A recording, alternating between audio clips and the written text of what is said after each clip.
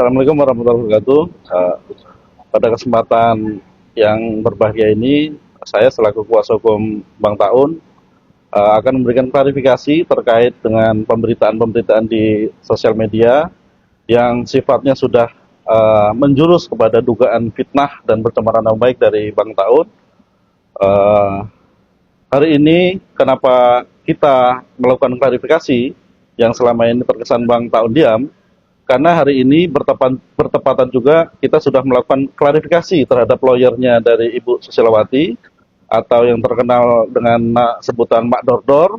Semua fakta-fakta sudah kita sampaikan, apa yang menjadi persoalan, dan supaya bahwa persoalan atau tuduhan-tuduhan kepada Bang Taun ini dapat terklarifikasi dan mendapat penjelasan dari Bang Taun kepada rekan-rekan netizen dan masyarakat luas, maka pada kesempatan ini Bang Taun sendiri yang akan menjelaskan bahwa tuduhan-tuduhan atau perkataan-perkataan yang disampaikan oleh Ibu Susilawati maupun Mak Dodor itu sebagian besar menjurus kepada berita bohong dan dugaan pencemaran nama baik. Silakan. Oke, dari terkait masalah ini, dari awal S yang meminta bantuan ke saya untuk memasukkan nomor admin saya. Jadi bukan saya yang memaksa. Jadi niat saya ini membantu beliau. Ya, terjadilah ke Jakarta. Nah, ke Jakarta itu memakai akomodasi saya. Jadi semua kegiatan semenjak nginjek di Jakarta itu memakai dana pribadi saya, ya kan? Kemarin Mak Dodor bilang dapatnya pulang ke Lampung 15.500. Nah, itu nggak benar. Nggak benar kenapa? Karena Mak Dodor itu mendapatkan totalnya bersihnya itu adalah 36.700.000 karena dia tidak menyebutkan dapat amplop dari Demapro dan dapat transferan dari tim Willy Salim. Nah, terkait yang disebutkan S ini, yang endorsean dan segala macam ada di sini semua, ya. Ada bukti-buktinya. Jadi saya nggak pernah nipu atau membawa lari uang S ini. Jadi karena ini menyangkut nama baik saya, ya kan, saya bercerita dari awal sebelum berangkat ke Jakarta. Nah, saya bertemu dengan di Metro, ya kan. Terjadilah di situ saya menolong beliau karena beliau nggak paham apa-apa. Jadi digantilah kontak dengan admin saya. Nah, setelah sampai di rumah, mengganti kontaknya dengan kontak anaknya. Dan saya bilang nggak apa-apa, nanti saya ajarin. Nah, terjadilah di situ pembicaraan dan akhirnya, ya kan, akhirnya adalah minta diganti lagi menjadi kontak admin saya atas permintaannya sendiri. Dan dia minta bantu saya untuk melakukan koordinasi dengan pihak-pihak endorsement ataupun TV. Ya, berkonsultasi. Jadi terjadilah, makanya di poin 12 itu dimasukkan dia ada seruit Bulin dan kuliner Lampung.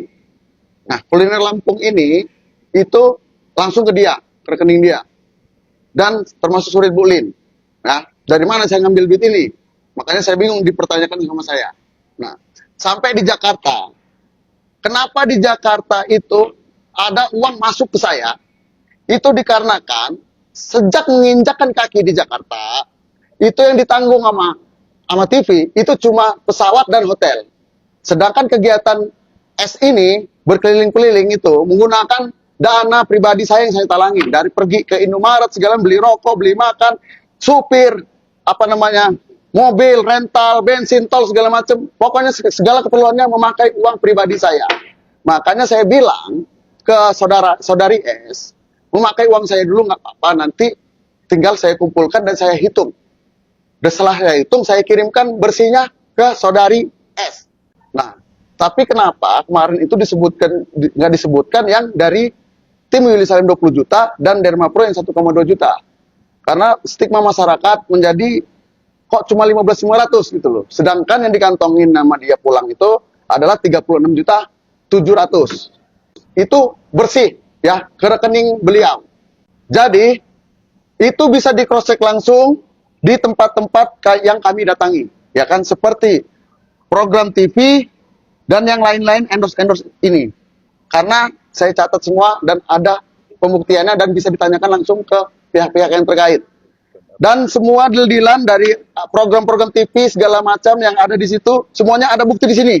Termasuk nominalnya. Contoh, satu program TV itu adalah 2 juta rupiah. Kemarin tuh 4 program TV jadi 8 juta rupiah. Ini contoh ya. Ini semua buktinya ada di sini. Karena saya tidak berbicara ngomong-ngomong doang, tapi nggak ada data. Saya kesini bawa data. Saya nggak pernah membawa kabur orang, duit orang, nggak pernah nipu-nipu orang, nggak pernah menggelapin duit orang. Nah, kait yang ditanyakan ada poin-poin yang ditanya ke saya juga agak lucu nih. Yang ditanyakan ke saya itu ada infotainment, silet dan expose. Nah, silet dan expose ini adalah infotainment atau publikasi. Harusnya kita berterima kasih kepada infotainment ini yang meliput kita dan mendistribusikan muka kita nih kemana-mana, orang bisa nonton, expose kita, gitu loh. Orang wawancara kita udah capek-capek ngikutin keliling kita, harusnya kita berterima kasih dan ngasih bensin ke mereka, ke wartawan itu yang udah ngikutin kita capek. Bukannya malah kita nanyain uangnya mana, gitu loh. Jadi beda program TV sama publikasi atau wawancara infotainment ya. Jadi beda ya, dibedakan ya. Jadi kayak Rumpi segala itu namanya program. Sedangkan kalau kayak silet sama expose itu adalah ini media ataupun infotainment ya. Gitu. Jadi beda gitu loh. Makanya saya agak lucu nih dipertanyakan. Sedangkan artis-artis yang senior aja diwawancara malah senang gitu loh. Malah ini kita nanyain duit kan bingung kita. Gitu loh. Jadi pada intinya semua data-data ini tadi sudah saya tunjukkan ke pengacara saudari S. Jadi secara terbuka, secara terinci, jadi nggak ada yang saya tutup-tutupin. Jadi di sini saya nggak pernah bawa kabur duit orang, nggak pernah saya nipu-nipu orang. Justru saya ke sana itu ngebantu dia, awalnya pakai duit pribadi saya, dan saya ini ninggalin anak istri, nggak digaji pula. Ya kan? Udah itu saya dibilangin benalu. Waduh, ini agak bingung saya jadinya. Ya pada intinya apa yang disampaikan saudari S itu tidak ada yang benar. Itu bohong itu. Dari mana? Dari bandara. Bandara dia bilang saya menelantarkan dia. Nggak ada cerita saya menelantarkan dia. Ya. Saya sampai di sana saya ke Bekasi ngambil koper. Nah, beliau saudara Radit inilah yang ketemu sama suami ini si S. Sama suami si S sudah ketemu dan ngobrol. Baru saya keluar ke luar bandara dan ketemu juga dengan suaminya saudari S. Dan saya sempat bersalaman dan mencium tangannya, gitu. Jadi saya nggak ada menelantarkan si S ini di bandara sampai dia katanya terluntang-lantung segala macam. Nggak ada itu, ya. Saya nggak sekejam itu, gitu loh.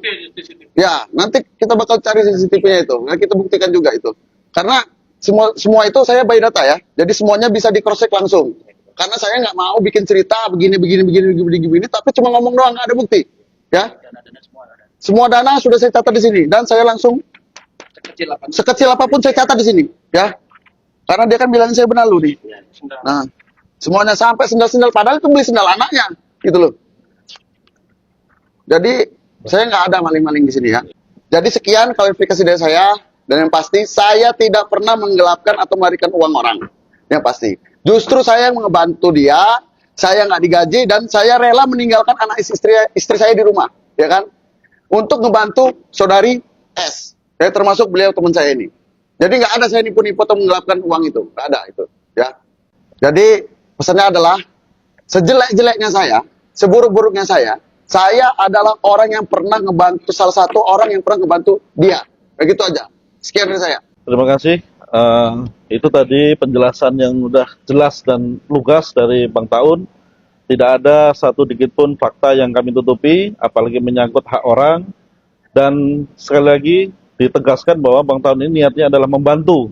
Karena sesama influencer di Lampung saling bantu-membantu supaya ada manfaatnya. Karena di dunia influencer Lampung ini sama-sama supaya maju dan berkembang, sukses bersama. Jadi tidak ada pun satu niat jahat sedikit pun dari Bang Taun untuk mengambil hak Mak Dodor. Tidak ada niat sedikit pun untuk mencari uang di ketenaran dari Mak Dodor. Itu penegasan dari Bang Taun dan kami selaku kuasa hukumnya. Saya ucapkan terima kasih. Selamat siang. Wassalamualaikum warahmatullahi wabarakatuh.